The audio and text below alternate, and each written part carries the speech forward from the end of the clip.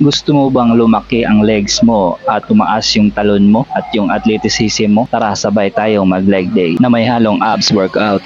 First exercise guys ay tinatawag nating barbell squat. Isa to sa pinakamagandang exercise sa legs guys, kasi dito masusukat talaga yung strength ng legs natin. Target muscle nito ay lahat ng part ng legs natin, mula sa quadriceps or quads, hamstrings at saka glutes. May secondary target din siya sa calves at saka sa core. Pinakamaganda dito guys is makaya nating ma-deep squat siya. Kung hindi pa makaya ma-deep squat ay okay lang yan, as long as mababaan nyo siya. 3 sets pa rin to guys, then ang repetition niya is up to failure or 10 to 12 reps. Next exercise naman tayo guys, ito yung tinatawag na leg extension. Ito tinatarget ito guys is quadriceps or ang quads natin, yung sa harapan na part ng muscle ng legs, yun yung tinatawag na quads. 3 sets pa rin to gawin guys, then 12 repetition.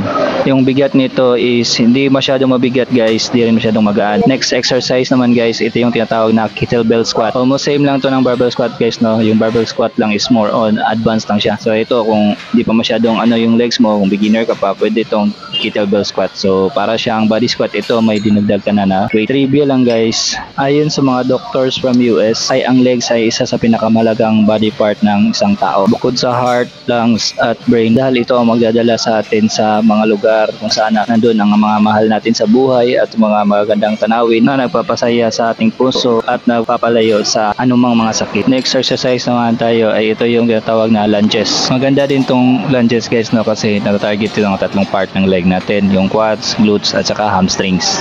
3 sets pa rin, then 10 to 12 repetition guys.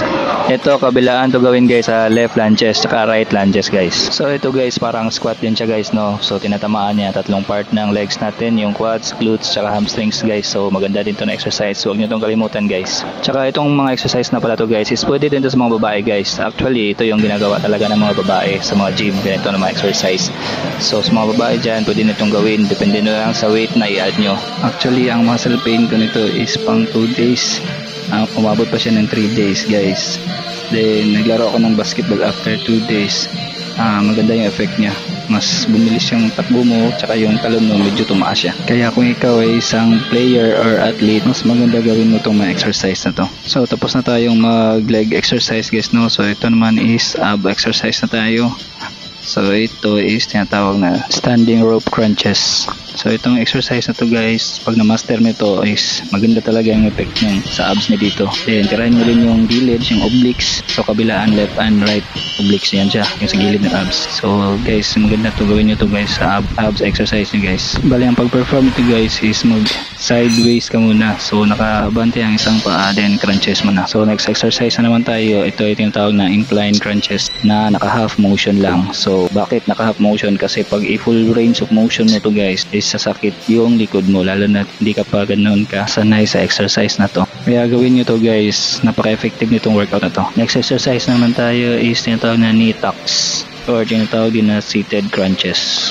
3 sets of failure pa rin to guys. So yung mga exercise abs natin is up to failure tayo dyan. So ito naman tinatawag natin na leg raise. So isa dito sa magandang exercise for the lower abs guys.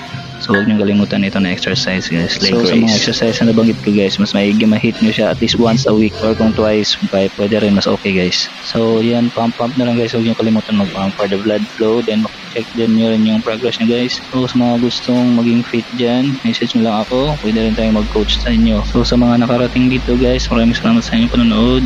Follow for more content like this guys, and good luck sa fitness journey nyo guys. Come on, let's go!